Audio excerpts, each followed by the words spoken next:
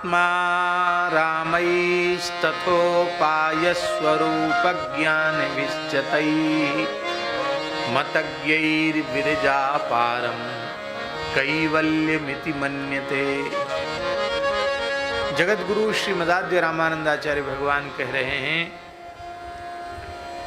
कि परमात्मा में जो रमण करने वाले हैं, आत्मा राम शब्द का अर्थ परमात्मा में ही रमण करना, क्योंकि हम लोग आत्मा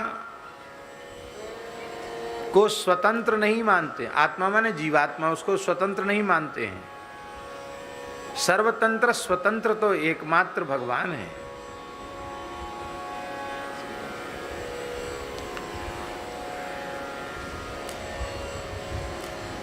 भगवान सर्वतंत्र स्वतंत्र है। कुछ कह रहे हैं बाबा? भगवान सर्वतंत्र स्वतंत्र हैं। कल हमने चर्चा की थी कि अणुव्याप्तौ च भगवान अणुषुत्वणुरुच्यते, ये चर्चा कल हमने की थी। यह अणु जीव है और इस जीव में ही अत्यंत अणु अर्थात सूक्ष्म, इस सूक्ष्माति सूक्ष्म जीव में भी जो व्याप्त रहते हैं वह अतिशय सूक्ष्म है। परमात्मा से सूक्ष्म तत्व कोई दूसरा नहीं है। इसलिए आत्मा रमण का अर्थ केवल अपने आत्मा में रमण करना नहीं, जीवात्मा में रमण करना नहीं। आत्मा का अर्थ है आत्मांतर्यामी परमात्मा में रमण। आत्मांतर्यामी परमात्मा में रमण करने वाले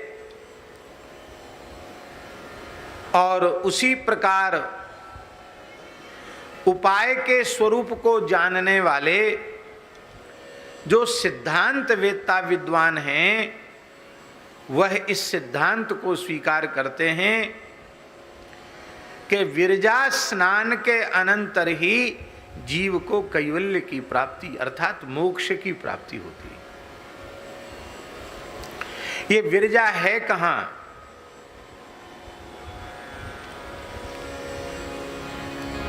ब्रह्मांड की सीमा जहां समाप्त हो जाती है, प्रकृति की सीमा जहां समाप्त हो जाती है, प्रकृति मंडल के उस पार विरजा है और विरजा के तट पर भगवान का दिव्य गोलोक है। गोलोक वैकुंठ साकेत जो भी भगवान का दिव्य धाम है वो विरजा के तट पर ही विराजमान है। इसलिए कल हमने चर्चा की थी विरजा में स्नान करने से उसके सूक्ष्म और कारण दोनों प्रकार के शरीरों का नाश हो जाता है। स्थूल शरीर यहाँ नष्ट हो जाता है, सूक्ष्म और कारण ये दोनों शरीर विरजा स्नान करते ही नष्ट हो जाते हैं। फिर वहाँ अपनी भावना के अनुरूप साधक को भगवत सेवा के योग्य सच्चिदानंदमयी देह की प्राप्ति होती है। वो देह हम लोगों के जैसा प्राकृत देह नहीं, मलमूत्र का भांड नहीं। जैसे भगवान सच्चिदानंद हैं, ऐसे ही सच्चिदानंद भगवान की सेवा के लिए सच्चिदानंदमय देह ही प्राप्त होता है, दिव्य देह प्राप्त होता है। उसी को मोक्ष माना है। कौशातकी उपनिषद में लिखा है सा आगच्छति विरजाम नदीम, इस प्रकार से कहा है। और दास ने स्मरण किया था वो विरजा कोई दूसरी नहीं है, श्री यमुना जी ही विरजा है। और वहाँ जो विरजा का महात्म्य है वही महात्म्य यहाँ विरजा श्री यमुना जी का है।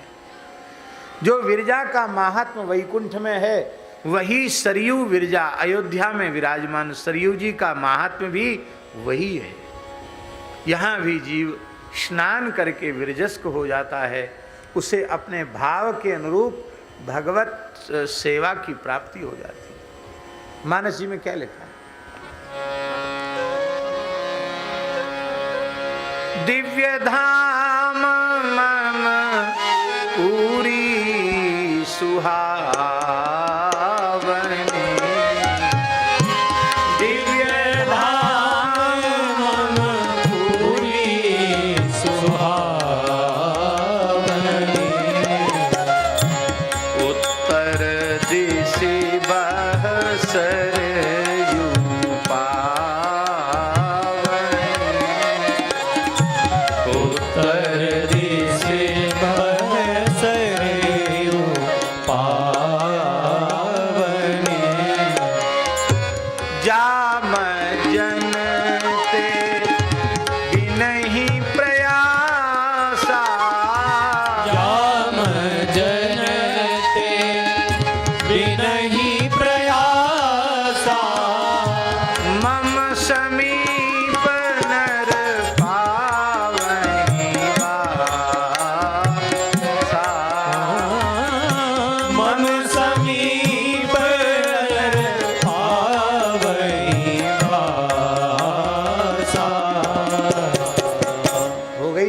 बात प्रमाणित की नहीं?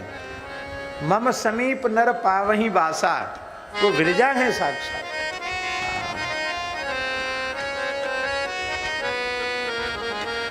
कैवल्य शब्द से घबराना नहीं चाहिए। यहां कैवल्य शब्द मोक्ष का पर्याय माना गया है। कैवल्य माने यहां ब्रह्म में विलीन होना नहीं है, यहां है संसृति के चक्र से छूटना, भगवान के नित्य धाम की प्राप्ति होना। इसी को यहां कैवल्य शब्द से कहा गया। मोक्ष का पर्याय कैवल्य शब्द है यहां। फिर भी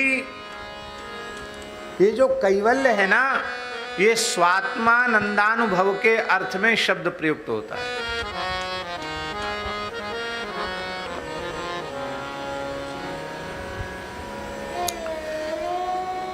स्वात्मानंदानुभव के अर्थ में कैवल्य शब्द प्रयुक्त होता है। प्रकृति के संबंध से विनिर्मुक्त होकर अपने ब्रह्मात्मक आनंद स्वरूप आत्मा का अनुभव कैवल्य कहलाता है।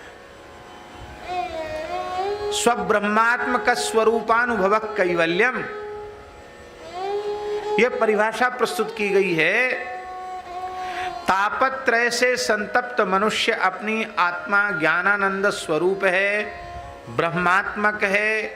इस प्रकार शास्त्र से जानकर ज्ञान योग के अभ्यास से ब्रह्मात्मकत्वेन ज्ञानानंद स्वरूप अपनी आत्मा का अनुसंधान करते हैं।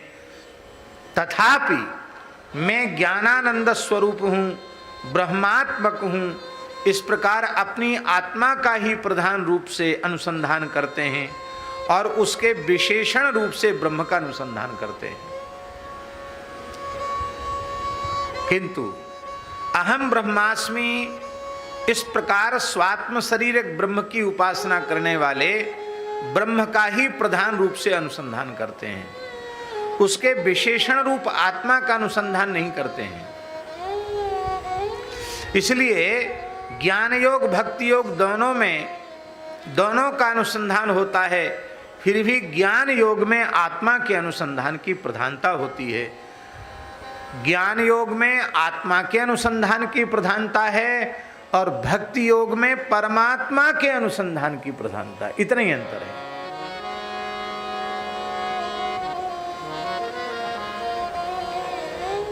ज्ञान योग में आत्मा के अनुसंधान की प्रधानता है और भक्ति योग में परमात्मा के अनुसंधान की प्रधानता है। उपनिषदों में इस मर्त्यलोक से अर्चिरादि मार्ग के द्वारा जो भगवान के नित्य धाम में पहुंचते हैं, उन्हीं की मुक्ति कही गई है।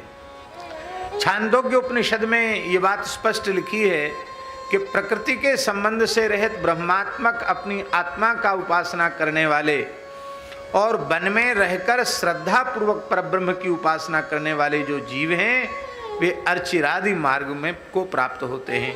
तद य इत्थम विदुहु ये चेमे रण्ये श्रद्धा तप इत्युपासते चेतिशम अभिसंभवन्ति। इस प्रकार से सर्वत्र हम अनुभव नहीं कर पा रहे हैं, लेकिन ईश्वर सर्वत्र विद्यमान है, इस बात पर हम लोग श्रद्धा करते हैं, इस बात पर हम लोग विश्वास करते हैं। क्यों करते हैं? आपने जब देखा नहीं तो आप विश्वास क्यों करते हैं? क्योंकि हम आपकी शास्त्र वचनों में श्रद्धा है। तो शास्त्र गीता भागवत रामायण आदि के द्वारा, उपनिषदों के द्वारा जिस तत्व के अस्तित्व का बोध हमें होता है, उस बोध को कहते हैं परोक्षानुभव। और जब उस तत्व की प्राप्ति का साधन साधक करता है, भगवत शरणागत होकर के भगवत भजन में लग जाता है और भगवत दर्शन की व्याकुलता जब उसके भीतर जग जाती है, फिर वह भगवान के इसी देह से, इन्हीं प्राकृत नेत्रों से दिव्य अप्राकृत सच्चिदानंदमय श्री कृष्ण का, श्री राम का दर्शन जब वह कर लेता है, तो उस दर्शन को, उस अनुभव को कहते हैं अपरोक्ष अनुभव। एक परोक्ष अनुभव, एक अपरोक्ष अनुभव, माने प्रत्यक्ष अनुभव।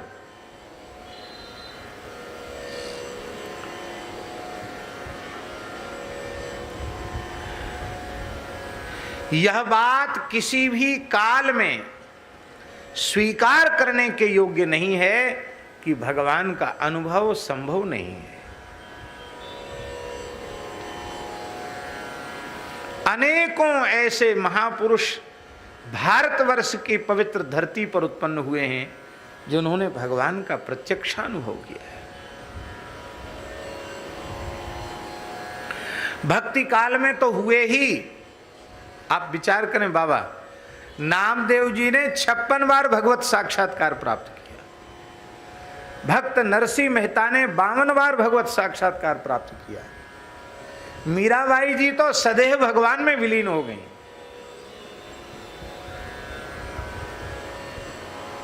कितने उदाहरण दें हम।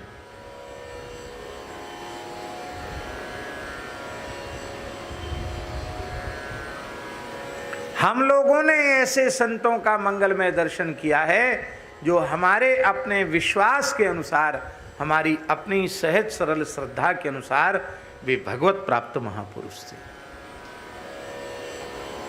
परम पूज्य प्रातः स्मरणीय पंडित श्री गया प्रसाद जी महाराज, पंडित जी महाराज, गिरिराज जी वाले बाबा सरकार, जिन्हें श्री कृष्ण का प्रत्यक्षानुभव प्राप्त था।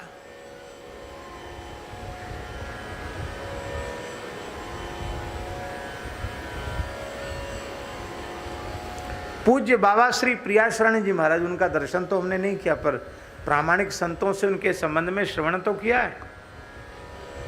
पूज्य पंडित श्री जगन्नाथ प्रसाद भक्तमाली जी महाराज,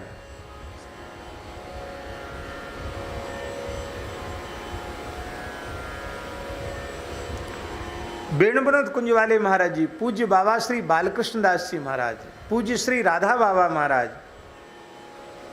कितने महापुरुष। श्री अवध में पंचरसाचार्य श्री स्वामी रामहर्षण दास जी महाराज,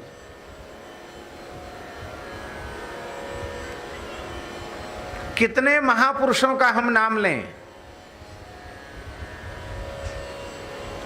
तो जब ऐसे संतों का हमने अनुभव किया, दर्शन किया, जिन्हें प्रत्यक्ष भगवान की अनुभूति हुई,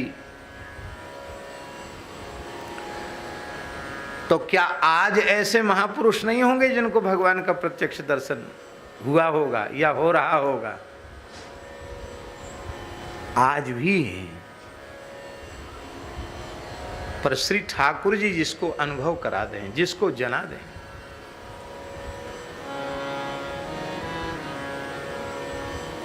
भगवत साक्षात्कार के बिना पूज्य बाबा ठाकुर दास जी के जैसा जीवन बनना संभव नहीं है।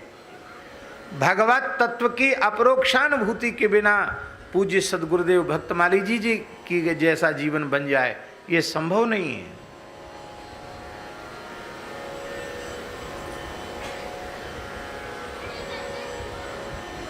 बाबा इसी गिरिराज जी की घटना है। सुदामा कुटी के बड़े पुजारी थे।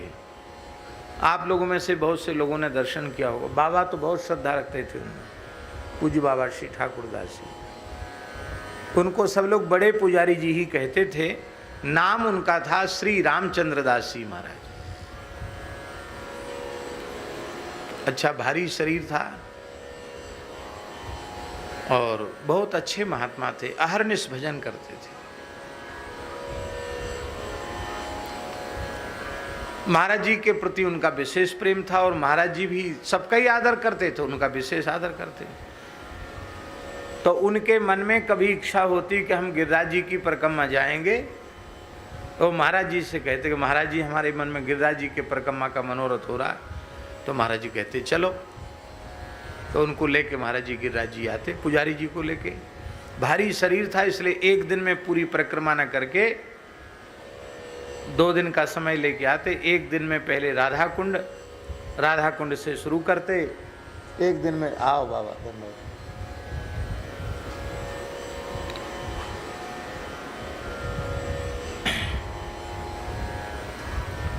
जय जय श्री राधे।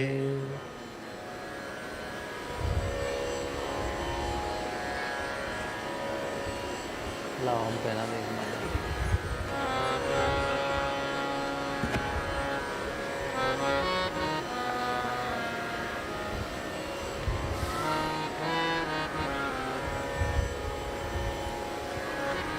तो एक दिन में, एक दिन चले जाते राधा कुंड की और दूसरे दिन चले जाते पूछरी वाली परिक्रमा।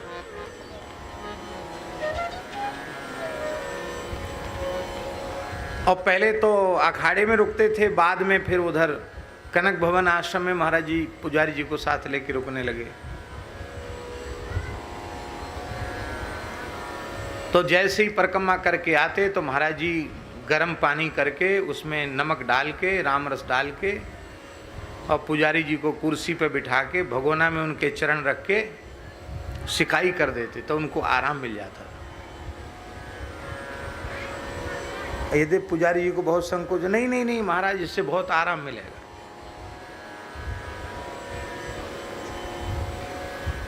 तो एक दिन ऐसे ही पुजारी जी गिरिराज जी की परिक्रमा करने पधारे महाराज जी के साथ। और दूसरे दिन जब वो परिक्रमा करके पहुँचे, गिरिराज जी की परिक्रमा पूरी करके वृंदावन, तो संध्या का समय था। चटाई बिछा के उनके छत पर हमने धुलाई कर दी, और चटाई, गर्मी का समय था तो चटाई बिछा दिया पुजारी जी की, और वो लेट गए। तो कहते थे पंडित बच्चा पैर दबा, तो हम उनके चरण दबाते थे। तो उन्होंने एक बात कही, कहा देखो तुम अपना सामान्य सौभाग्य मत समझना। महाराज जी का स्मरण करके बोले कि जिन पूज्य भक्तमाली जी के चरणों में तुम हो, वो भगवत प्राप्त संत तो हैं ही, इसमें संदेह नहीं है। वे ऐसे सामर्थ्यवान महापुरुष हैं कि जिस जीव को चाहें तत्काल भगवान का अनुभव करा सकते हैं। ये बात बड़े पुजारी जी ने कही। और बोले अभी जो कल घटना घटी है उसको हम तुम्हें सुना रहे हैं। हम पूछरी की परिक्रमा कर रहे, बड़े पुजारी जी और महाराज जी। तो ये अप्सरा कुंड है ना, अप्सरा कुंड, अप्सरा कुंड से जब उधर जतिपुरा की ओर चले, भीतर भीतर की साइड में गिरिराज जी के तरफ, तो पुजारी जी थोड़े थक गए। तो बोले, हमने कहा कि थोड़ा बैठ लेते हैं, थोड़ा दर्द हो रहा घोंटू में, तो बैठ गए। वहां जहां बैठे तो वहां एक भक्त थे, उन एक भक्त परिवार वहां था, माने पति पत्नी और उनकी पुत्री। तो वो पति पत्नी आकर, बड़े पुजारी जी देखने में बड़े भव्य स्वरूप के लगते थे, ब्रह्मगांथी अचला बांधे हुए, श्वेत वस्त्र, श्वेत दाढ़ी, विशाल तिलक, तो वो महात्मा जैसे लगते। और महाराज जी की तो रहनी ऐसी थी, वेशभूषा ऐसी थी कि को देखने में लगते ही नहीं थे कि कोई महात्मा है, ऐसी साधारण सी वेशभूषा उनकी रहती थी। तो पुजारी जी तो ऐसे बैठे थे थोड़ी ऊंचाई पे, और महाराज जी नीचे भूमि में बैठे थे। तो उन्होंने पुजारी जी से ही, उन माता पिता ने आकर प्रणाम करके कहा कि बाबा हम बहुत दुखी हैं, हमारी ये लड़की है, इसको पता नहीं क्या हो गया है, दिन रात रोती रहती है, पढ़ने लिखने में बहुत तेज थी, अब श्री कृष्ण दर्शन की ऐसी व्याकुलता इसमें है कि 8-10 दिन से इसने कुछ भी खाया पिया नहीं, इसके प्राण न छूट जाएं, इसके लिए हम इसको ब्रज में लेके आए। अभी एकदम पागल जैसी हो गई, यहाँ से जाना नहीं चाहती है, वो कहती हमको दर्शन कराओ, तब हम, नहीं तो हम प्राण त्याग देंगे, हमको दर्शन कराओ, दर्शन कराओ। बाबा हम कई जगह लेके गए, लेकिन कौन इसकी इच्छा पूरी करे, हम बहुत दुखी हैं। अब हम बहुत दिन हो गए, हमको 7-8 दिन हो गए यहाँ ब्रज में, हम ज़्यादा दिन यहाँ रह नहीं सकते, हमको घर जाना पड़ेगा। ये ब्रज के ये जो है अब तो बोले जाऊंगी तो मर के ही जाऊंगी, ऐसे तो जिंदी जाऊंगी नहीं, हमारा मनोरथ पूर्ण होना चाहिए, प्रत्यक्ष दर्शन होना चाहिए। ये बहुत व्याकुल है। तो पुजारी जी ने बताया कि हमने कहा कि भाई हम तो साधारण महात्मा हैं, देखने में दर्शन ही जरूर हैं, पर ये बाबा जो है ना ये बहुत सामर्थ्यवान संत हैं, ये कृपा कर दें तो इस लाली को दर्शन हो जाएगा। तो पुजारी जी ने जो घटना सुनाई, बोले उस लाली ने सुना, वो भी सुन रही थी बात, उसने जैसे ही महाराज जी को देखा, बोले हाँ मेरी आत्मा कह रही कि ये हमें श्री कृष्ण का दर्शन करा सकते हैं। और ऐसा कह के महाराज जी के चरणों में गिरी, वो बहुत जोर से रोई। पहले तो महाराज जी ने मना किया, अरे भाई भजन करो, ठाकुर जी चाहेंगे तो मिल जाएंगे, धैर्य रखो, ऐसे पैर नहीं पकड़ना चाहिए, माताओं को किसी पुरुष के साधु के पैर नहीं पकड़ना चाहिए, दूर से प्रणाम करना। महाराज जी यही कह रहे, वो कुछ सुन नहीं रही, केवल रो रही चरण पकड़ के। ज्यादा विकलता देख के महाराज जी ने ऐसे सिर पे हाथ रखा उसके और ऐसे करके कहा, पैर छोड़, देखो गिरिराज जी के ऊपर कृष्ण बलराम गैया चरा रहे हैं, दर्शन कर। तो कहते कि जैसे ही उसने देखा, उसने स्वीकार किया लाली ने कि हाँ, हजारों गायों के मध्य गिरिराज पर्वत पर साक्षात कृष्ण बलराम गोचारण कर रहे हैं। और वो ठाकुर जी का आलिंगन करने के लिए दौड़ी, गिरिराज जी के तरफ दौड़ी, और वो तो मूर्छित हो गई गिरिराज जी के निकट पहुंच करके। और महाराज जी ने पुजारी जी का हाथ पकड़ा, बोले जल्दी चलो यहां से, जल्दी चलो यहां से। तो पुजारी जी ने कहा, मैंने अपनी आंखों के सामने देखा कि एक जीव का काम बन गया, साक्षात गिरिराज जी की तलहटी में गैया चराते कृष्ण बलराम का दर्शन हो गया।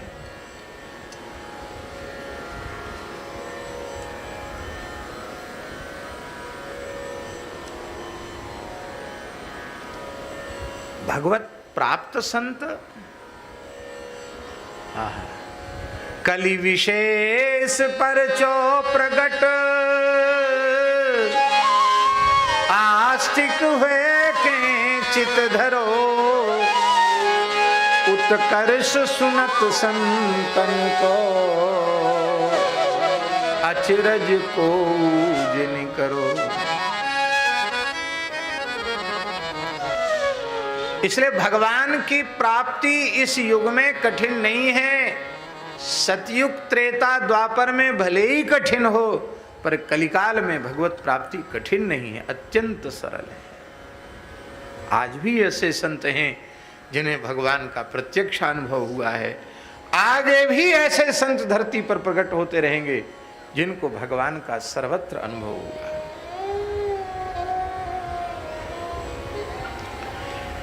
इसलिए इस बात में बिल्कुल कभी संदेह करना ही नहीं कि ठाकुर जी नहीं मिल सकते।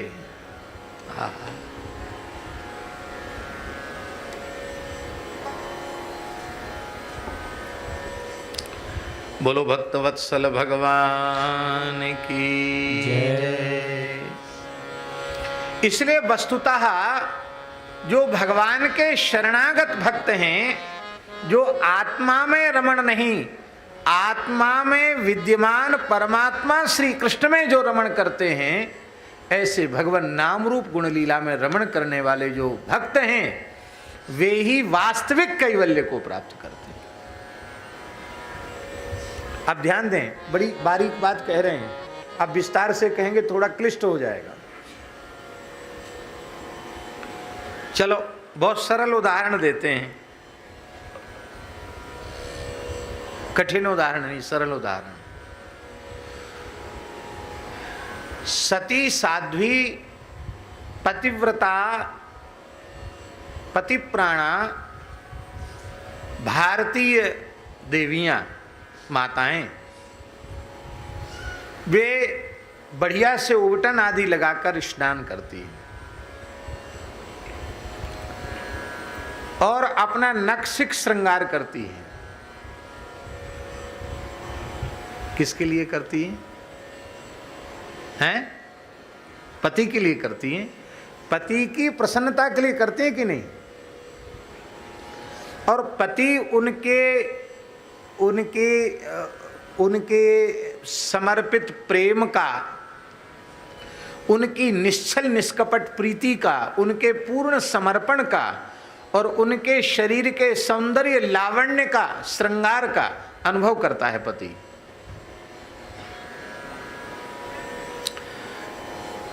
तो उस देवी को क्या कहा जाता है हम लोगों की भाषा में? क्या कहा जाता? सौभाग्यवती।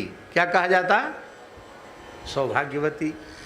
क्योंकि उसके श्रृंगार का आस्वादक उसका पति है।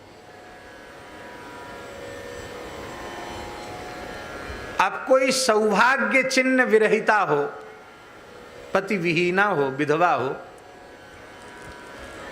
और वो बढ़िया से बढ़िया श्रृंगार करे, अपना चरण में महावर लगावे और जाने क्या क्या होते हैं जो भी माताओं के श्रृंगार, वो चरण से लेके पूरा मस्तक तक श्रृंगार करे और एक सुंदर विशाल दर्पण के आगे खड़े होकर अपने सौंदर्य का स्वयं ही आस्वादन करे।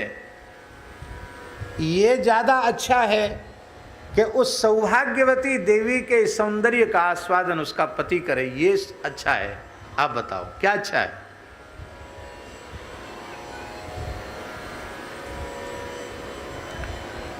तो भगवान का अनुभव न करना, केवल अपनी आत्मा में रमण करना और उसके आनंद का अनुभव जो ज्ञानी लोग करते हैं, वो विधवा के श्रृंगार का, जैसे विधवा अपना श्रृंगार करके दर्पण में अपने ही रूप को निहार करके मुग्ध होती है, वो वैसा है। और हमारे जो ब्रज भक्त हैं, श्री ठाकुर जी के प्राण प्यारे भक्त हैं, वो श्री ठाकुर जी के नक्सिक स्वरूप को निहारते हैं और वो जो अनुभव है वो अनुभव है जो एक सौभाग्यवती नारी का अनुभव है। सौभाग्यवती नारी कैसे अपने पति को देखती है और वह किस प्रकार से अपनी प्रेम भरी दृष्टि से अपनी अधिकृता पतिव्रता पत्नी को देखता है। महाराज जी भगवान स्वयं स्पष्ट कर रहे हैं, वशी कुर्वन्ति माम भक्त्या सतस्त्रियः सत्पतिम यथा, सत्स्त्रियः सत्पतिम यथा। भगवान कहते मेरे प्राण प्यारे भक्त मुझे वश में कर लेते हैं, मुझे मुट्ठी में कर लेते हैं। किस साधन से मुझे वश में कर लेते हैं? भक्त्या, भक्ति से। कैसे? बोले सतस्त्रियः सत्पतिम यथा, जैसे कोई पतिव्रता नारी अपने पति को अपने अधीन कर लेती है, जादू टोना करती है, कोई तंत्र मंत्र करती है, कुछ खिला पिला करके उसको बस में करने का प्रयास करती है क्या? महाभारत में लिखा है इस प्रकार से पति को अपने वश में करने का विचार करने वाली स्त्रियां भी नरकगामिनी होती हैं।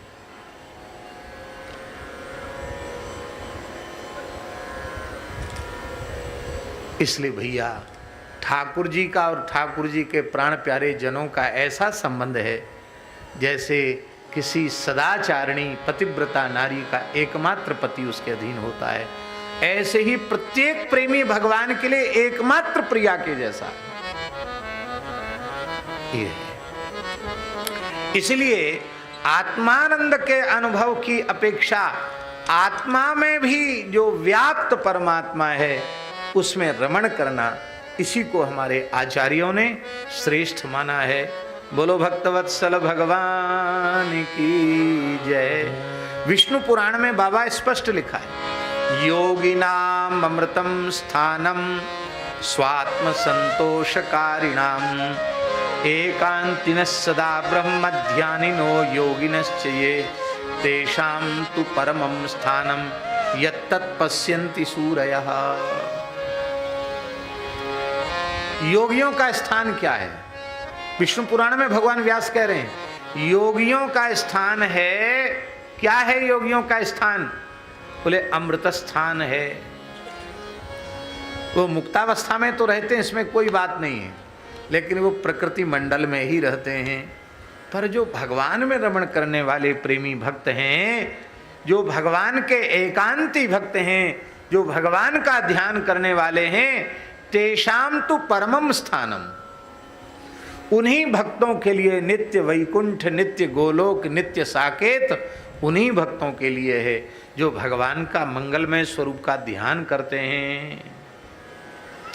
तद विष्णोः परमं पदम, वेद में लिखा है, तद विष्णोः परमं पदम सदा पश्यन्ति सूरयः, सदा सर्वदा भगवान के उस स्वरूप का अनुभव करते हैं। महाभारत के अनुसार, महाभारत के शांति पर्व में एक बहुत अच्छी बात आई। महाभारत के शांति पर्व में लिखा है, चतुर्विधा मम जना भक्ता एव हि ते श्रुताः, तेषाम एकांतिन श्रेष्ठास्ते चैवानन्य देवताः। कहते हैं हमारे 4 प्रकार के भक्त हैं। आर्त भी हैं, अर्थार्थी भी हैं, जिज्ञासु भी हैं, ज्ञानी भी हैं। गीता जी में स्पष्ट कहा है ना, आर्तो जिज्ञासुर अर्थार्थी ज्ञानी च भरतर्षभ चतुर्विधा भजन्ते माम। ये 4 प्रकार के भक्त कहे हैं। तो जो 3 प्रकार के भक्त हैं, फल चाहने वाले जो माने जाते हैं, वे अपने अपने फल से च्युत होते हैं। ये महाभारत में व्यास जी कह रहे हैं। किंतु जो साक्षात भगवान की उपासना करते हैं, ज्ञानी भक्त हैं, वो मोक्ष को प्राप्त करते हैं। कौन? बोले जो भगवान के परमई कांति भक्त हैं, अनन्य भक्त हैं।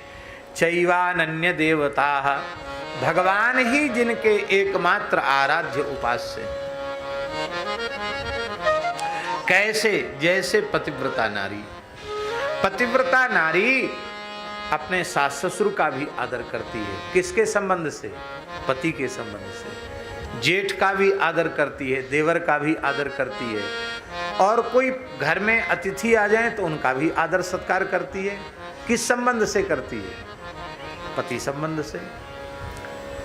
पर आदर सबका करती है, पर पति स्थान पर केवल पति ही होता है।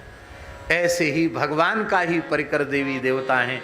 समय समय से उन सबका वंदन करे, सबका आदर करे, लेकिन अनन्य भाव जैसे पतिव्रता पति के प्रति रखती है, ऐसा अनन्य भाव अपने आराध्य इष्ट उपास्य श्री ठाकुर जी के प्रति रखना चाहिए। हाँ, अब इसमें एक बात हम बड़ी विनम्रता पूर्वक आपसे कह रहे हैं कि अनन्यता का अर्थ भगवत स्वरूप में ही भेद करना नहीं है। कई बार ये बड़ी भारी भूल हम लोगों से हो जाती है। हम लोग अज्ञानी है ना, अध कचरे हैं, तो भगवत स्वरूपों में ही भेद बुद्धि करने लग जाते हैं।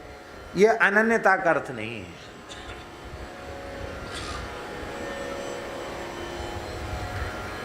भगवत स्वरूपों में भेद करना, किसी को बड़ा किसी को छोटा बताना, किसी की निंदा करना, उपेक्षा करना, ये तो अनन्यता के नाम पर किया गया अपराध है।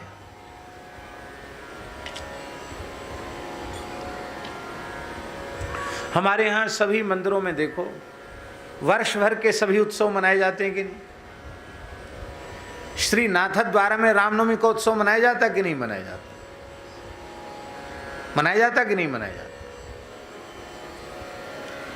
यहाँ तो कहते हैं राम कृष्ण उठी कहिए भोर, राम कृष्ण उठी कहिए भोर, राम कृष्ण उठी कहिए भोर, राम कृष्ण उठी कहिए भोर, राम कृष्ण उठी कहिए भोर, राम कृष्ण उठी कहिए भोर, अवध ईश वे धनुष धरे हैं, अवध ईश में धनुष धरे हैं, यह ब्रज माखन चोर, यह ब्रज माखन चोर,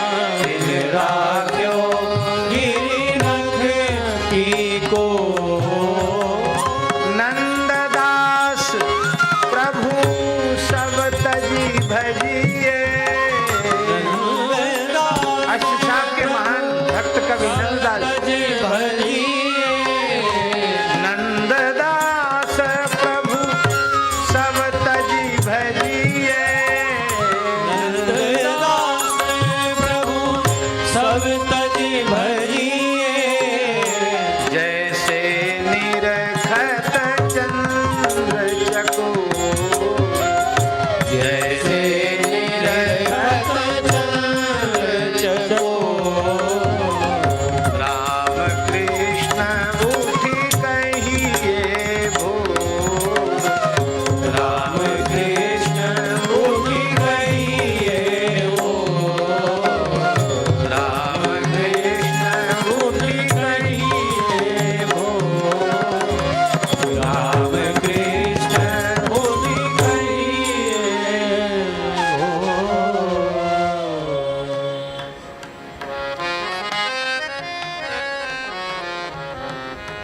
देखिए, एक स्वरूपा शक्ति होती है बाबा, एक स्वरूपा शक्ति होती है। एक स्वरूप में आसक्ति हो गई, अब वही स्वरूप सर्वत्र दिखाई पड़ता है। यह है वस्तुतः अनन्यता।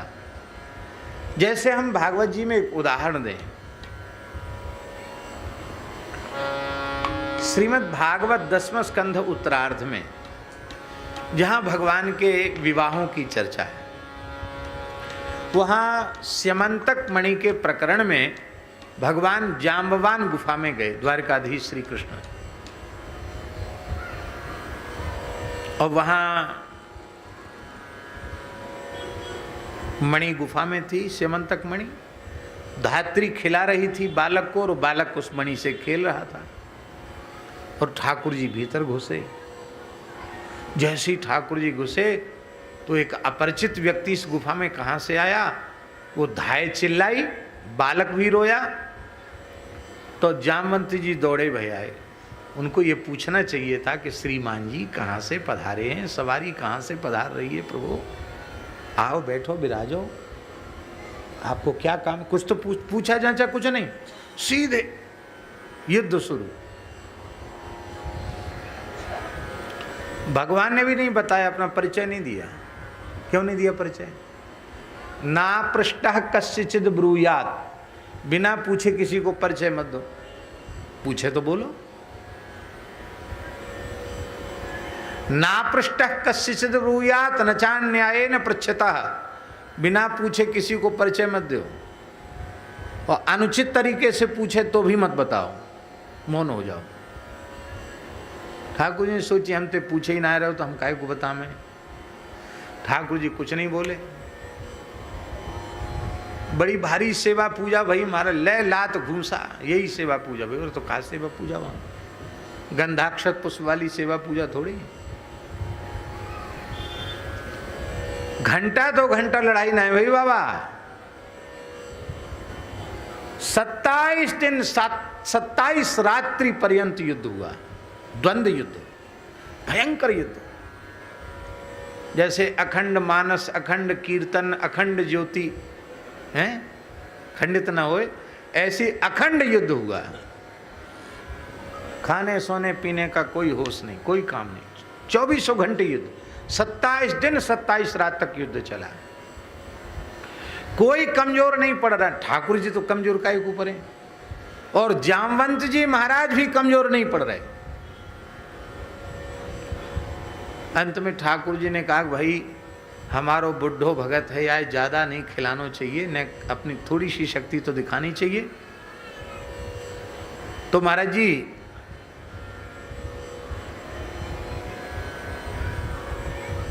जय जय श्री राधे। आज तो ठाकुर जी की ऐसी कृपा है रही है। आरंभ में पूज्य श्री मान मंदिर वाले महाराज जी, परम पूज्य श्री रमेश बाबा पधारे और उनका भी वचनामृत मिला, और मध्य में श्री रसिया बाबा पधारे, और अब पूर्णाहुति के क्षण में श्री सागरिया बाबा पधारे हैं। यही तो आनंद है। आदि मध्य अंत तीनों में ठाकुर जी की कृपा है रही है। खूब संतन के दर्शन है रहे हैं। वाह, विराजे बाबा।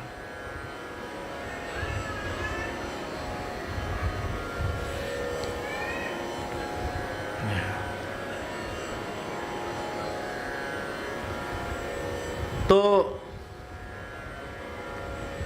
ठाकुर जी ने भावा केवल एक ही घूंसा जमाया। इसका मतलब है कि 27 जन 27 आते, ठाकुर जी तो खेल रहे थे, युद्ध वस्तुता कर ही नहीं रहे थे। अब ठाकुर जी ने अपनी नैक शक्ति का परिचय दिया, एक घूंसा जमाया। भगवान जाने कैसा घूंसा था, तो या तो भगवान जाने या जिस पे घूंसा लगा हो वो जाने। हम लोग तो कहने सुनने वाले। एक घूंसे में ही जामवंत जी की नस नस ढीली हो गई, उनको मूर्छा आ गई। और मूर्छा भी आई तो कितनी देर की, एक मुहूर्त की मूर्छा आई, 48 मिनट तक बेहोश रहे।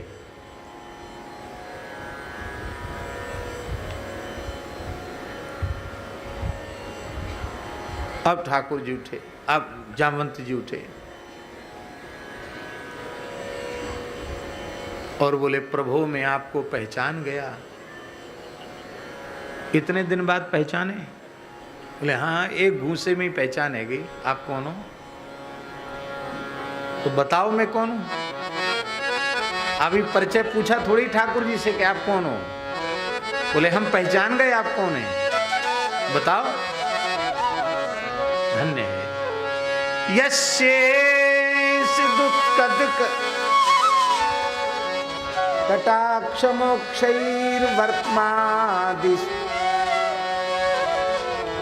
वर्त्मादिशत्क्षुवित नकृति मिंगलोधि सेतुः कृता स्वयस उज्ज्वलिता चलंका रक्षः शिरांसि भूपेतुरिषुक्षतानि यशेष दुत्कलित रोष कटाक्ष मोक्षैः। मैं आपको पहचान गया, आप मेरे आराध्य साक्षात श्री रघुनाथ जी हैं। आपने तनिक भ्रुकुटी टेढ़ी की तो समुद्र का जल खोलने लग गया था। आपकी वाण वर्षा से दशग्रीव त्रिलोक विजयी रावण के सिर कट कट कर गिरने लग गए, राक्षसों के मस्तक कटने लगे। वही मेरे आराध्य प्रभु श्री राम आप हैं। मैं आपको पहचान गया प्रभु। अब देखो, ठाकुर जी चतुर्भुज रूप में सामने ठाड़े हुए। द्वारकाधीश स्वरूप चतुर्भुज स्वरूप है। चतुर्भुज स्वरूप में ही भगवान द्वारिका लीला में है, और चतुर्भुज स्वरूप में ही ठाकुर जी युद्ध भी कर रहे हैं। चतुर्भुज स्वरूप में द्वारकाधीश श्री कृष्ण खड़े हैं, पर स्वरूपा शक्ति इसको कहते हैं कि श्री कृष्ण सामने खड़े हैं, पर उनके नेत्रों में रघुनाथ जी का रूप ऐसा बसा हुआ है, उन्हें धनुष बाण लिए रघुनाथ जी का दर्शन होगा। हमारी ऐसी आसक्ति अपने ठाकुर के स्वरूप में हो जाए कि हम दुनिया में कहीं जाएं, हमें अपने ठाकुर को छोड़ के दूसरा दिखे ही नहीं।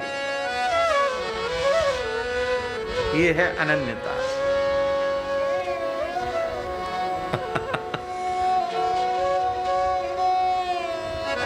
अनन्यता क्या है? दृढ़ चरणन के भरोसो, दृढ़ चरणन के भरोसो, श्री वल्लभ नख चंद्र छटा बिन, श्री वल्लभ चंद्र छटा बिन, सब जग माझे अंधेरो, सब जग माझे अंधेरो, साधन और नाहिया कलीने, साधन और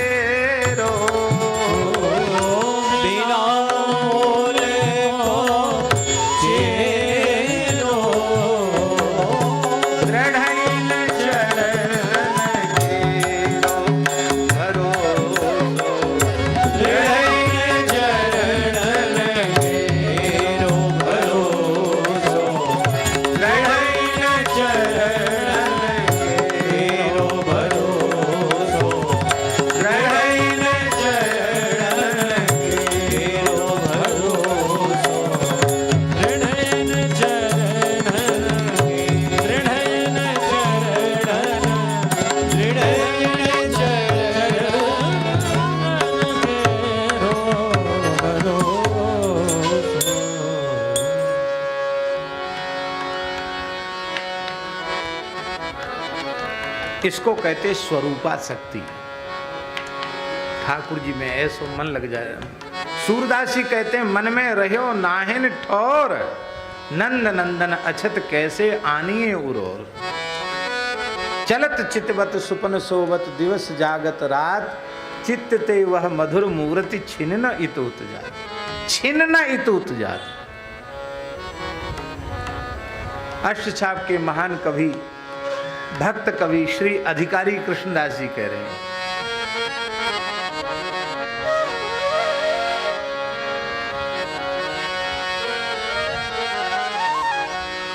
गिरिधर छवि पे अटक्यो मोह मन, गिरिधर छवि पे अटक्यो मोह मन, गिरिधर छवि पे अटक्यो, गिरिधर छवि पे अटक्यो मन, गिरिधर छवि पे अटक्यो मन, गिरिधर छवि पे अटक्यो। ललित त्रिभंग चाल पे चली के, ललित त्रिभंग चाल पे चली, शिवुक चारू गड़ी छटक्यो, चिरुक चारू गड़ी अटक्यो गिरिधर छवि पे अटक्यो। गिरिधर छवि पे अटक्यो। सजल श्याम घन बरन लीन हुए, सजल श्याम घन वरन लीन हुए, फिर चित अनत न भटक्यो, फिर चित अनंत ना भटक्यो। कृष्णदास किए प्राण न्यौछावर, कृष्णदास किए प्राण न्यौछावर, यह तन जग सिर पटक्यो, यह तन जग सिर पटक्यो। गिरिधर छवि पे अटक्यो मोहन, गिरिधर छवि पे अटक्यो मोहन, गिरिधर छवि पे। इसलिए चतुर्विधा मम जना भक्ता एव हि ते श्रुता, तेषामेकान्तिनः श्रेष्ठास्ते चैवानन्य देवता, अहमेव गतिस्तेषां, मैं ही उनकी गति हूँ। ऐसे जो मेरे अनन्य एकांती भक्त हैं, मैं ही उनकी एकमात्र गति हूँ। निराशी सर्वकारिणाम, ये तु शिष्टास्त्रयो भक्ता फल कामा हि ते मता। जो तीन प्रकार के भक्त हैं वो फल कामा, फल की कामना वाले हैं। पर मेरे जो ज्ञानी भक्त हैं, निष्काम भक्त हैं, प्रेमी अनुरागी भक्त हैं, वे फल काम वाले नहीं हैं। फलाभिसंधि से शून्य होकर केवल भगवत चरणारविंद में प्रीति करते हैं।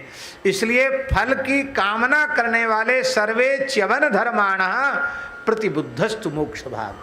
सर्वे च्यवन धर्माणः, सब च्यवन धर्मा है, च्यवित होने वाले, नीचे गिरने वाले। किंतु जो निष्काम प्रेमी भगवान के भक्त हैं, वो तो भगवान को ही प्राप्त होते हैं। वो भगवान का अनुभव कर लेते हैं। इसलिए स्वतंत्र आत्मा का अनुभव करने वाले जो हैं, अभी इसी बात की हम चर्चा कर रहे थे, एक आत्मानुभव और एक आत्मा के भीतर विराजमान परमात्मा का अनुभव। तो स्वतंत्र आत्मानुभव करने वाले जो है वह क्या प्राप्त करते हैं? बोले स्वतंत्र आत्मानुभव करने वालों का जो अनुभव रूप कैवल्य है वो प्रकृति मंडल में ही प्राप्त हो जाता है। क्यों? प्रकृति मंडल से उनको बाहर भीतर का भेद खत्म हो गया। अब जब सर्वम खलविदम ब्रह्म हो गया तो बाहर भीतर का भेद क्या रह गया? किंतु जो भगवान के प्रेमी अनुरागी भक्त हैं उनको जो मोक्ष प्राप्त होता है वो प्रकृति के भीतर वाला प्राप्त नहीं होता। क्यों? प्रकृति से विलक्षण, प्रकृति से परे विरजा, और विरजा स्नान के अनंतर वो भगवान के नित्य धाम को प्राप्त करके श्री ठाकुर जी का नित्य कैंकर्य प्राप्त करते हैं। बोलो भक्त वत्सल भगवान की जय। इसलिए जितेन्द्रियश्चात्मरतो बुधो सकृत सुनिश्चितम नाम हरेरनुत्तमम अपार संसार निवारण क्षमम समुच्चरन् समुच्चरेद् वैदिकमाचरन् सदा। देखो, एक बात बड़ी विनम्रता से कही जा रही है। साधक को अजितेंद्रिय नहीं होना चाहिए, साधक को जितेंद्रिय ही होना चाहिए।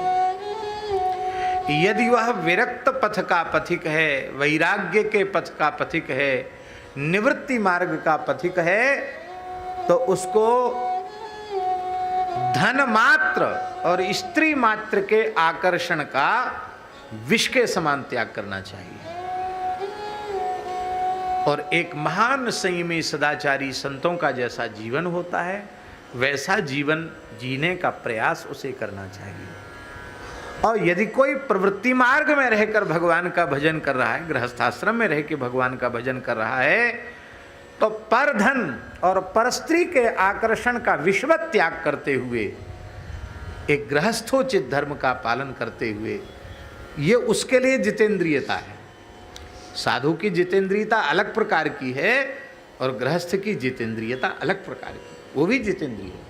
जो स्वदार निरत है, केवल पितृ ऋण से मुक्ति की कामना से और ऋतु कालाभिगामी है, उसको ब्रह्मचारी ही कहा गया है, उसे अजितेंद्रिय नहीं कहा गया।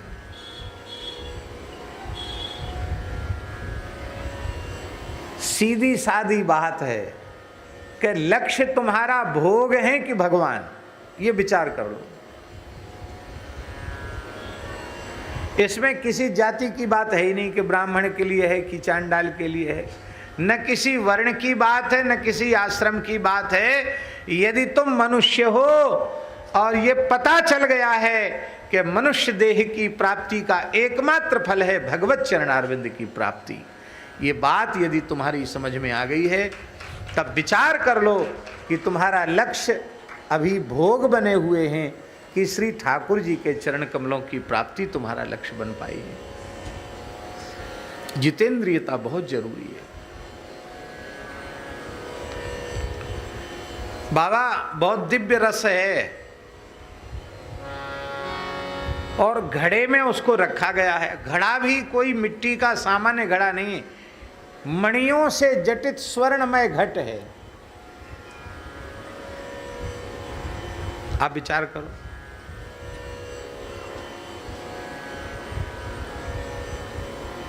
हाँ, विराज।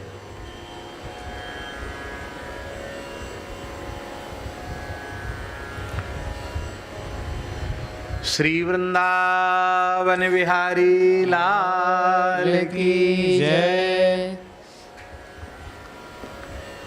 मने बाबा सोने को घड़ा है, कलश है और अमूल्य मणियां जड़ी हुई है, पर उस घट में छिद्र है, छेद है। तो उत्तम से उत्तम रस, उत्तम से उत्तम पदार्थ उसमें टिकेगा, उसका क्षरण हो जाएगा। आप चाहे जितनी साधन संपत्ति से युक्त हो जाओ, सोने के घड़ा ही क्यों ना बन जाओ, हीरे जवाहरात जड़े हुए हैं तुम्हारे जीवन में, लेकिन यदि जितेंद्रियता नहीं है तो घड़े में छेद है, फिर वो न ज्ञान का, वैराग्य का, भक्ति का रस भीतर टिकेगा नहीं, ठहरेगा नहीं। जितेंद्रियता जरूरी है।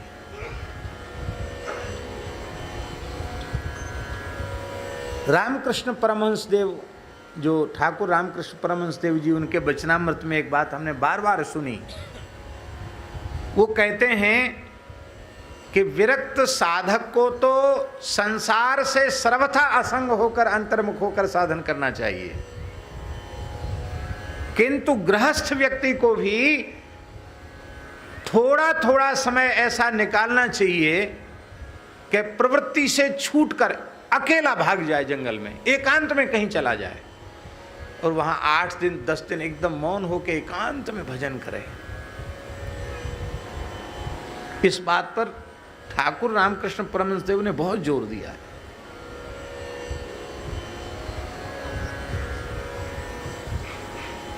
ऐसा क्यों कहा?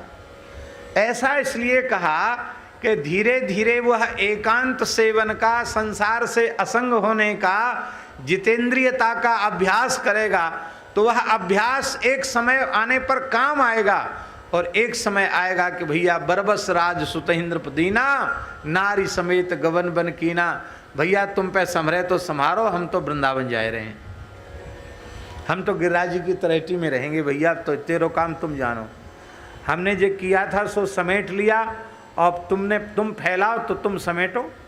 बोलो भक्तवत्स, फैलाना क्या है, समेटना क्या है? ब्याह करना ही फैलाना है, पर बच्चे बच्चे पैदा करना ये सब फैलाना है। और बेटा का बेटा हो गया, अब ब्याह, बेटा का बेटा हो गया, इसका मतलब क्या है? बेटा का बेटा जब होता है पौत्र,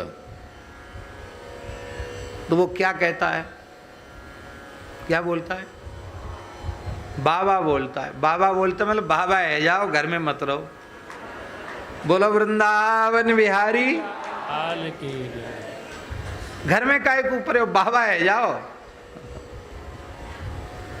पर ऐसे महानुभाव हैं कि बाबा बार बार बाबा कहवे पे उनको वैराग्य नहीं जगता, इसलिए समय आने पर वो संसार त्याग कर भजन कर सकें, इसके लिए उनको बीच बीच में संसार की प्रवृत्ति को त्याग कर मौन, एकांतवास और साधन में लगना चाहिए, साधन का, एकांत का स्वाद लेना चाहिए। तो जितेंद्रियता साधक के लिए अत्यंत आवश्यक है। जब जितेंद्रियता आएगी तभी आत्मरमण होगा। जितेंद्रियता नहीं होगी तो अनात्म रमण होगा। अनात्म माने भोग, अनात्मा माने भोग, प्रकृति, उसमें रमण होगा। और जब जितेंद्रियता आएगी, इंद्रियों की जो स्वाभाविक विषय की ओर प्रवाहित होने वाली वृत्ति है, उसको जब हम मोड़कर अंतर्मुख करेंगे, तभी ना हम आत्मा में रमण कर सकेंगे। फिर उस आत्मा में कौन विद्यमान है, आत्मा को चैतन्यता देने वाला तत्व कौन है, तब आत्मा का निरीक्षण करेंगे तो उसमें त्रिभंग ललित मुरली मनोहर कोटि कोटि कंदर्प दर्प दलन करने वाले श्याम सुंदर दिखाई पड़ेंगे, राधा रानी दिखाई पड़ेगी। हा। इसलिए जितेंद्रियश्चात्मरतो बुधा, जितेंद्रिय आत्मा में आत्मरत बुध विद्वान पुरुष वो क्या करे, भले ही उसके मन में वैराग्य हो। बाबा बहुत ध्यान से सुनने वाली बात है। और जितेंद्रिय है, आत्मरति करने वाला है, भगवान में प्रेम करने वाला है, तो उस साधक का कर्तव्य है कि वैदिक आचरण सदा सर्वदा वैदिक धर्म का पालन करता हुआ, यदि वह द्विजाति है तो समय से यज्ञोपवीत आदि संस्कार करावे, शिखा धारण करे, यज्ञोपवीत धारण करे, शौचाचार का भी ध्यान रखे, यथा साध्य संध्योपासन करे, गायत्री का जप करे, गुरु परंपरा से प्राप्त जो साधन है, उपासना है, उसको करें।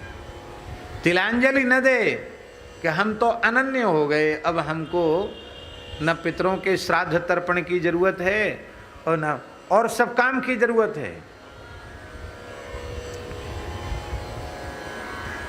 संसार के किसी भी व्यवहार को हम छोड़ते नहीं हैं, उसको तो बड़ी सावधानी से करते हैं। और वैदिक धर्म के आचरण में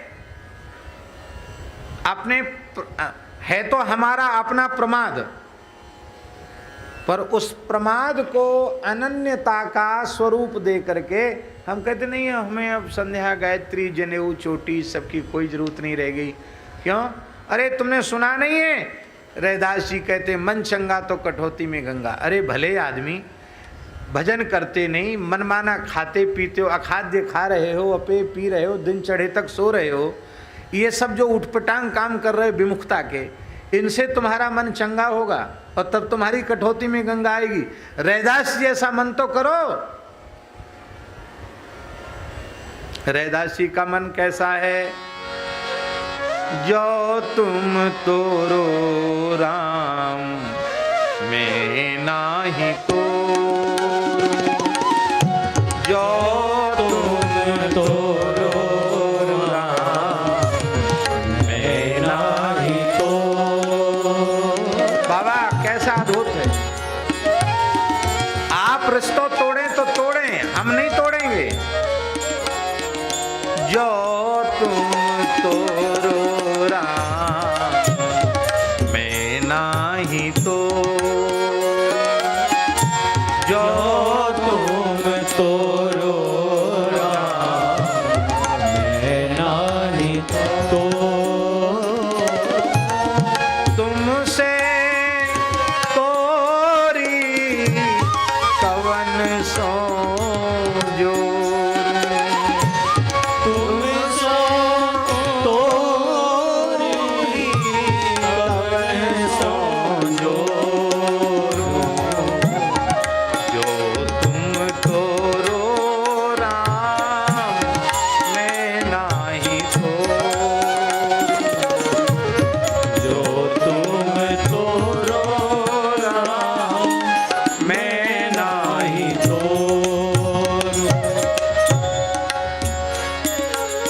कहते हैं हमारे पीछे क्यों पड़े हो, तीर्थ कर लेना, व्रत कर लेना,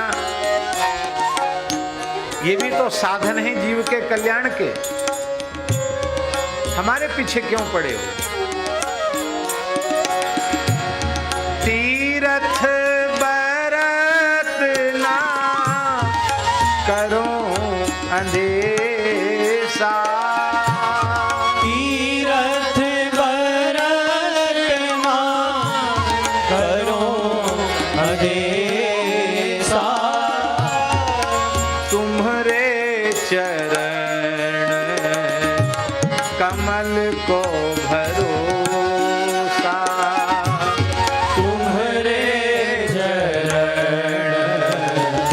कमल को भरोसा।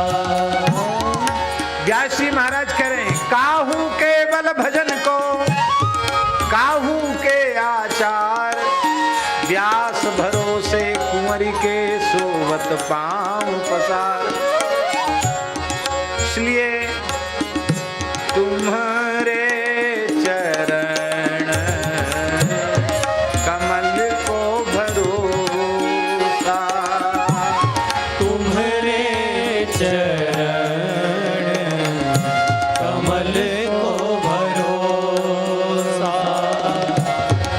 जहाँ तहाँ जाओ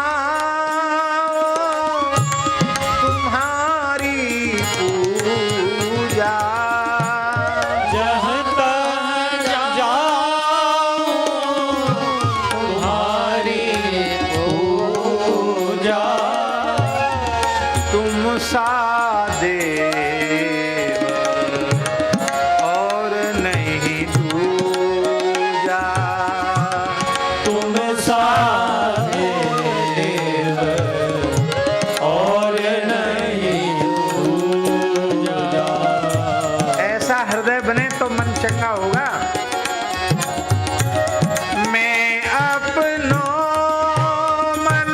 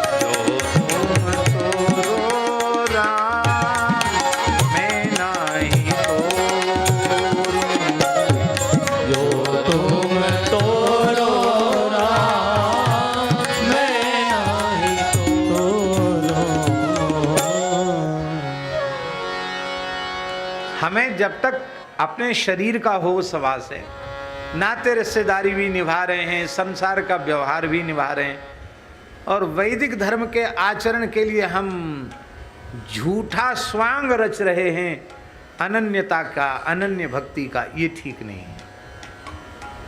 वैदिक आचरण सदा जितेंद्रियता को स्वीकार करता हुआ, वैदिक धर्म का आचरण करता हुआ साधक, उसका धर्म क्या है? बोले वह अपने मन में पक्का निश्चय कर ले कि अब तक किसी भी जीव का, साधक का यदि परम कल्याण हुआ है तो वह केवल हरिनाम संकीर्तन से हुआ है। आज भी हो रहा है तो भगवान नाम के बल पर हो रहा है, आगे भी किसी जीव का कल्याण होगा तो भगवान नाम के द्वारा ही होगा। इस बात को भीतर से पक्का कर ले। वैदिक धर्म का आचरण करता हुआ, जितेंद्रियता को धारण करता हुआ वह बुद्धिमान विद्वान पुरुष हरे अनुत्तमम नाम, भगवान के अनुत्तम नाम, अनुत्तम माने, अनुत्तम माने क्या होता है? अनुत्तम का अर्थ होता है जिससे उत्तम और कोई हो ही ना। सबसे उत्तम कौन है? भगवान है। उत्तमः पुरुषस्त्वन्यः परमात्मेत्युदाहृता, भगवान सबसे उत्तम है। सबसे बड़े भगवान, सबसे उत्तम भगवान। अब प्रश्न उठा कि भगवान से उत्तम क्या है? भगवान से उत्तम क्या है? ब्रह्म राम ते नाम बड़ा वरदायक वरदान, रामचरित सतकोटि महलिय महेश जिय जान। भगवान से भी श्रेष्ठ भगवान का नाम। बाबा कृष्णावतार की लीला में, ब्रज लीला में, पूतना उद्धार के पश्चात गोपी गोष्ठ में ले आई बाल कृष्ण को, और गोष्ठ में लाए के गोमूत्रेण स्नापयित्वा पुनर्गोरज सार्वकम रक्षाम चक्रुश्च शकृता द्वादशांगे सुनाम भी।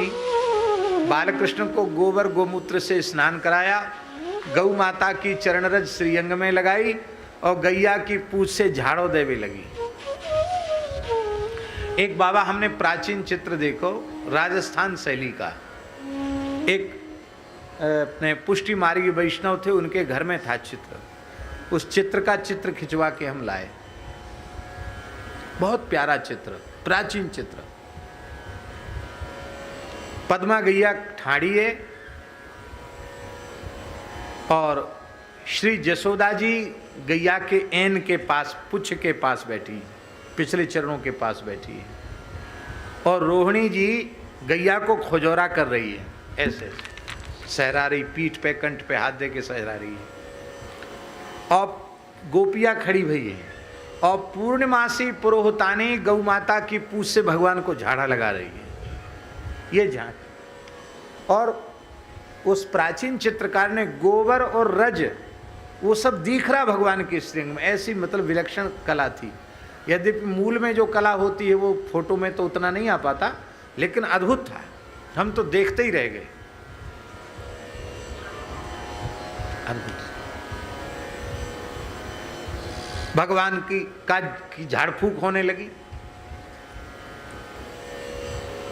अव्यादजोंग्रि मणिमास्तव जान्वथोरु यज्ञोच्युतक कटितटम जठरम हयास्या हृत्केशवस्त्वदुर ईश इनस्तु कंठम विष्णुर्भुजम मुखमुरुक्रम ईश्वरकम इत्यादि मंत्रों से भगवान को झाड़ा लगाने लगी पूर्णमासी पुरोहितानी। बाल कृष्ण किलकारी भर के हंसे, इतने छोटे लाल जी हंस गए किलकारी भर के। एक उनकी प्रसन्नता का हेतु तो ये था कि ये ब्रजलीला हमारी गोभक्ति का आदर्श प्रस्तुत करने के लिए, आज हमारी अपनी आराध्य देवता की चरण रज गोबर गोमूत्र गोपुच्छ का स्पर्श प्राप्त करके हम तो धन्य है गए, हमारा अवतार सफल है गए। ठाकुर जी इसलिए प्रसन्न थे। और दूसरा प्रसन्नता का हेतु ये था कि ठाकुर जी ने विचार किया कि हम सुनते चले आए रहे हैं कि हम सबते बड़े और हमते बड़ो हमारो नाम। हम सुनते चले आ रहे, पर आज ब्रज देवियों ने यह सत्य कर दिया, हमारा नाम सारे ब्रह्मांड की रक्षा तो करता ही है, आज हमारे नाम से हमारी रक्षा की जा रही है, हमारा नाम हमारी रक्षा कर रहा है। अव्या दजुंग्री मणिमा तव दान तोरु।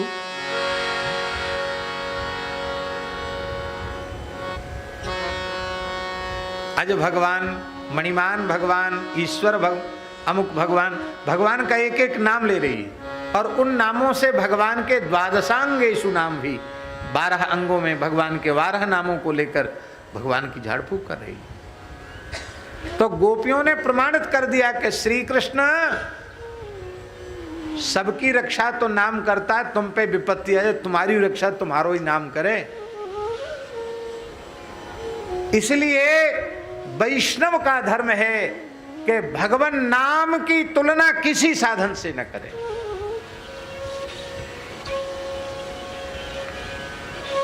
वैदिक आचरण सदा वो तो करना भगवान की प्रसन्नता के लिए करना है, लेकिन अमुक साधन की तुलना भगवान के नाम से ये कभी सहन ही न करे, स्वीकार ही न करे। भगवान का नाम सर्वोपरि है, सर्वोपरि है भगवान का नाम।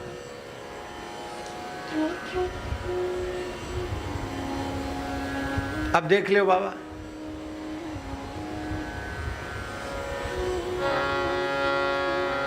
गैया के दान को कितना महात्म्य है। गैया के दान को, गोदान को बड़ो भारी महात्म्य है शास्त्रन में। और चंद्र ग्रहण के अवसर पर काशी जाकर, काशी में चंद्र ग्रहण की विशेष महिमा है, काशी जाकर चंद्र ग्रहण के अवसर पर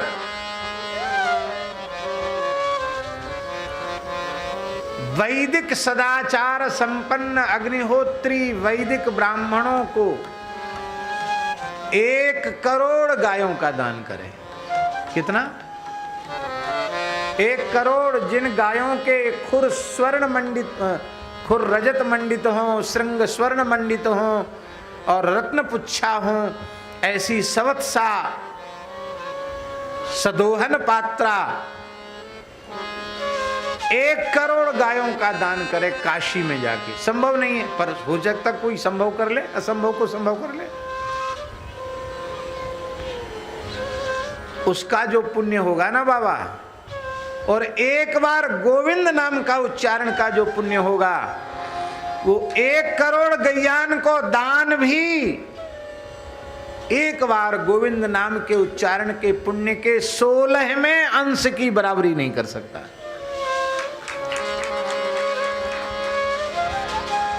गो, ये हम नहीं कह रहे हैं, भगवान व्यास कह रहे हैं पद्म पुराण में, गो कोटि दानम ग्रहणेषु काशी।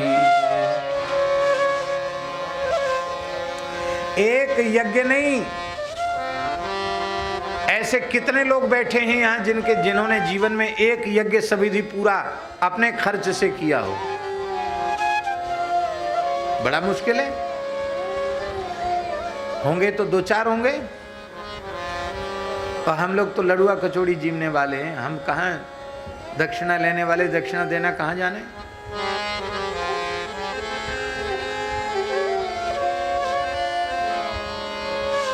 दस 10,000 यज्ञ करे सविधि, ब्राह्मणों को प्रचुर दक्षिणा दे, अभ्यर्थ स्नान करे, उन 10,000 यज्ञों का जितना पुण्य होगा, और एक बार गोविंद नाम का उच्चारण कर ले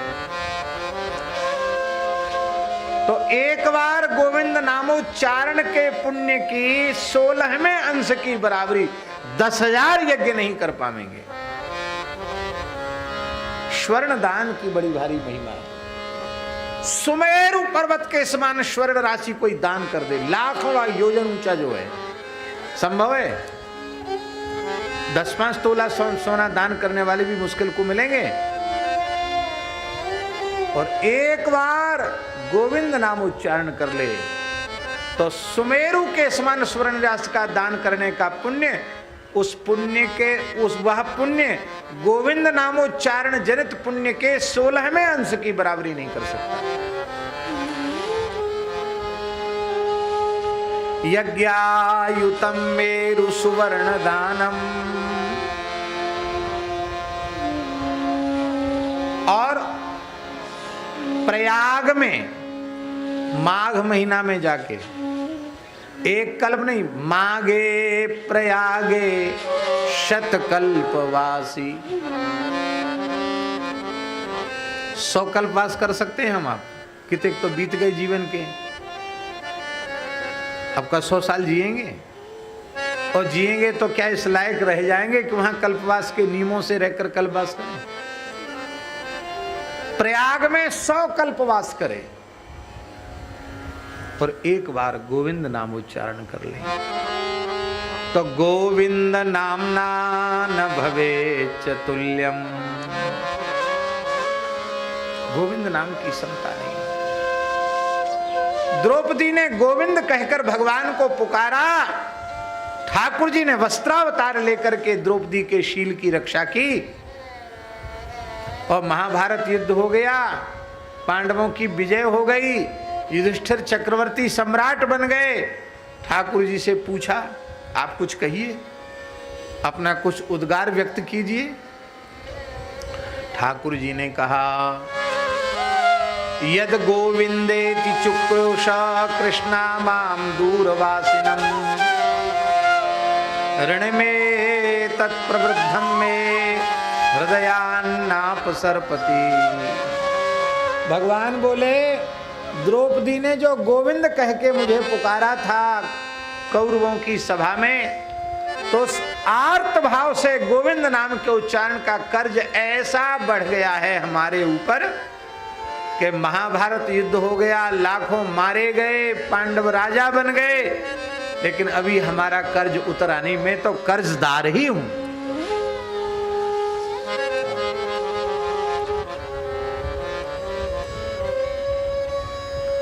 इसलिए गोविंद गोविंद गोविंद गोविंद भजो, गोविंद गोविंद भजो, गोविंद गोविंद भजो, गोविंद गोविंद भजो, गोविंद गोविंद भजो, गोविंद गोविंद भजो, गोविंद भजो, गोविंद गोविंद भजो, गोविंद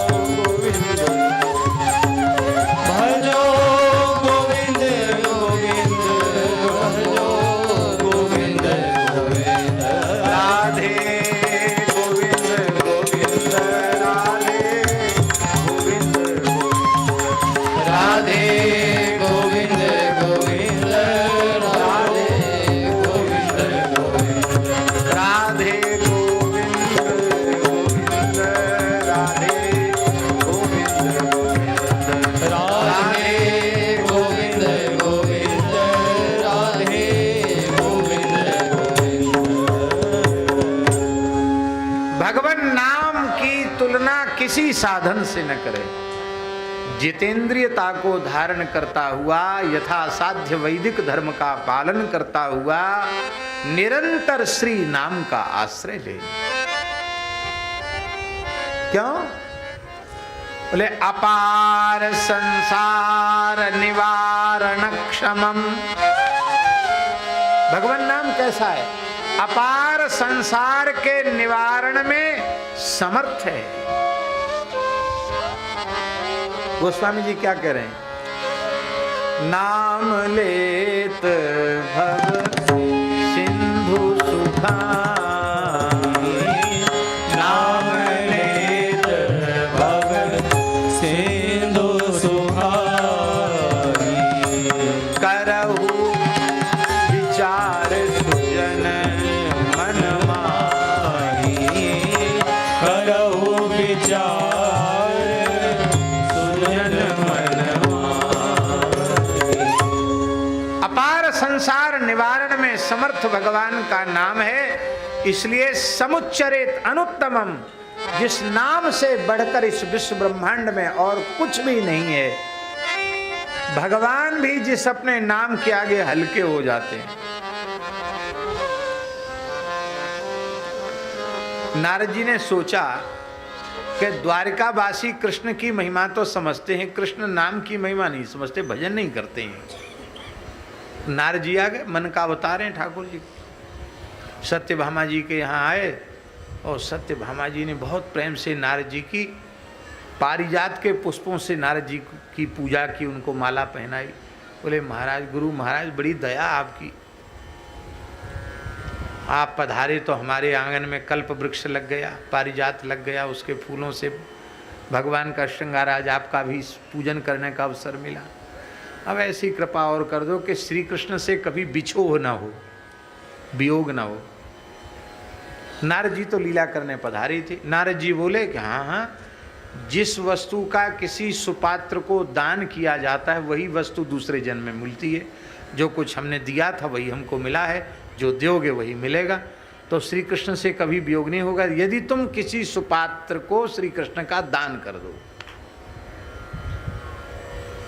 सत्यभामा जी बोली, बात तो आपकी ठीक है, पर हम सुपात्र खोजवे कहाँ जाएं? नारद जी बोले, वैसे हम तो विरक्त महात्मा हैं। अहो नारद धन्योसी विरक्ता नाम शिरोमणि। और विरक्त बाबा जियों को किसी का दान दक्षिणा संकल्पित लेना नहीं चाहिए, पर श्री कृष्ण का दान यदि मिले तो हमहू राजी हैं। हमसे बढ़िया सुपात्र कहाँ मिलेगा खोजना? हाँ महाराज, ये तो बिल्कुल सही है, आपके जैसा सुपात्र कहाँ मिलेगा?